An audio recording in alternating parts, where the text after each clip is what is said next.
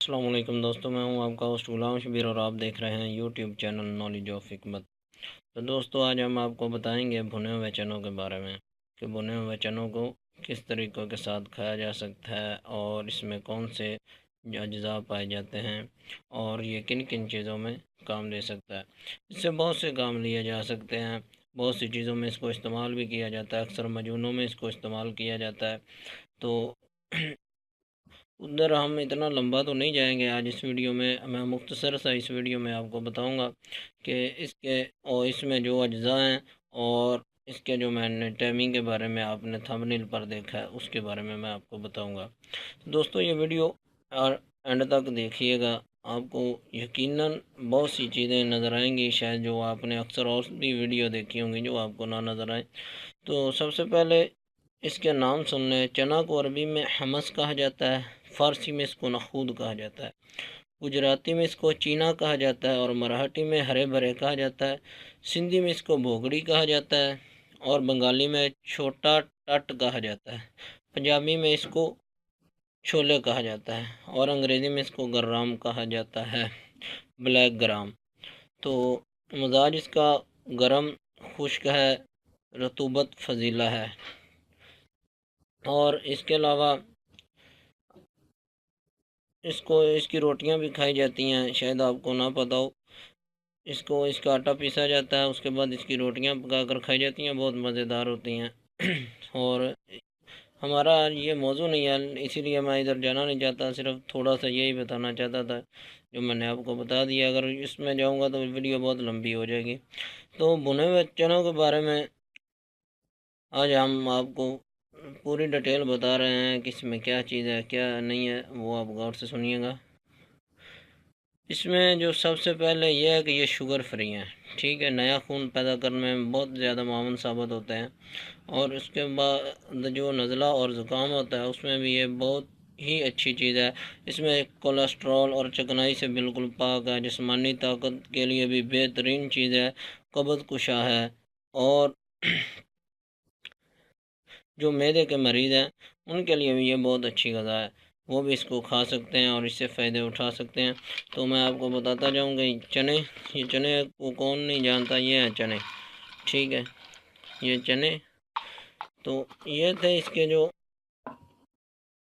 थोड़ा बहुत जो इसको हम अकेले खा सकते हैं, वो इस तरीके से खा सकते हैं। और उसके बाद इसमें से ऐसी ऐसी प्रोटीन हैं जो अक्सर महंगा फ्रूट, दूध, मछली का गोश्त और दूसरे गोश्त में पाया जाता है। तो अल्लाह पाक ने इंसान के लिए देखें कि ये कितनी सस्ती चीज़ है, जो गरीब इंसान है वो उसके लिए कि जो आसानी से अफोर्ड कर सके।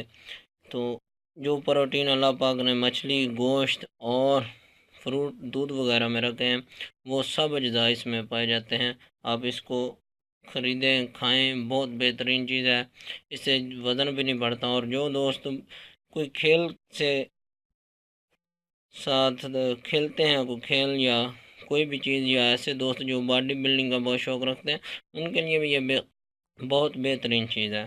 तो वो भी इसको खाएं। जो इसमें प्रोटीन है वो मैं आपको बताता चलूँ कि वो 20% होती है। आयरन यानी फौलाद वो इसमें 16% होता है। ताकत वाली चीज़ें जो होती हैं, कैल्शियम जो है वो 5% होता है। कार्बोहाइड्रेट्स जो है वो 27% होता है। विटामिन ए 1%, विटामिन सी 2% पाया जाता है। ये थी इसके जो इसमें विटामिन हैं या इसके इसमें जो अज्जा पाए जाते हैं वो भी मैंने आपको ऊपर बता दिए थे कि कोलेस्ट्रॉल और चिकनाई से भी पाक है, जिस्म को ताकत का बेहतरीन ज़ख़ीरा है, नज़ला ज़ुकाम में भी बेहतरीन चीज़ है, शुगर फ्री है, जिनको शुगर है वो भी खूब खाएं, इनको अच्छी चीज़ है। नया खून पैदा करने के लिए ये बहुत मामून साबित होता है। जिनका मैदा ना ठीक रहता वो भी चने खाएं, उनके लिए भी बेहतरीन चीज़ है। और अब जो टाइमिंग के लिए, जो टाइमिंग अक्सर हमारे यहाँ प्रॉब्लम रहती हैं कि हमें पता नहीं होता बाद चीज़ों का, तो उसके लिए ये आप इसको इस तरह इस्तेमाल करें कि ये चने हैं, इनमें आप मिश्री डाल लें, ये रही मिश्री, इनको दोनों चीज़ों को पीस लें, ये रहा गूंद कीकर और आगे आप देख लें गूंद कतीरा, ठीक है। इन दोनों चीज़ों को भी ले लीजिएगा, इन दोनों चीज़ों को लें, इन दोनों को अलहदा पीस लें, इनको अलहदा पीस लें। ठीक है। जब आप इन चीज़ों को पीस लें तो अब फिर आप रात को दूध में ये गूंद कतीरा और गूंद के कर दोनों भिगो कर रख दें। सुबह उठें, चने और ये पीसा हुआ होगा, आप इसको बड़े आराम से 1 चम्मच लें और खाएं। ये थे जो ऐसे हजरात जो जिनकी टाइमिंग पहले ठीक है, आपने मुगलज़ात खाए हुए हैं, मनी गाढ़ी है। अगर आपकी मनी गाढ़ी नहीं है तो फिर आप कोई भी मुगलज़ उठाएं, पहले अपनी मनी को गाढ़ा करें, फिर इसके बहुत से फ़ायदे हैं। आपको ये जो टाइमिंग है उसको बढ़ाता भी है, कम नहीं होने देता। ये नहीं कि आप रोज़ाना ही खा लें, आप हफ्ते बाद खा लें। आप 1 हफ़्ता खाएं, 1 हफ़्ता रेस्ट करें, फिर 1 हफ़्ता खाएं, 1 हफ़्ता रेस्ट करें, क्योंकि इसका मिजाज गर्म होता है, खुश्क है। ये गर्मियों में खाने का तरीका, आप सर्दियों में भी इसको आसानी से इसी तरह खा सकते हैं। दोस्तों, ये थी हमारी आज की वीडियो। अगर आपको पसंद आई हो तो लाइक कीजिए और हमारा चैनल सब्सक्राइब कीजिए। अगर कोई चीज़ भी पूछनी हो तो हमें कमेंट कीजिए, हम आपको बता देंगे।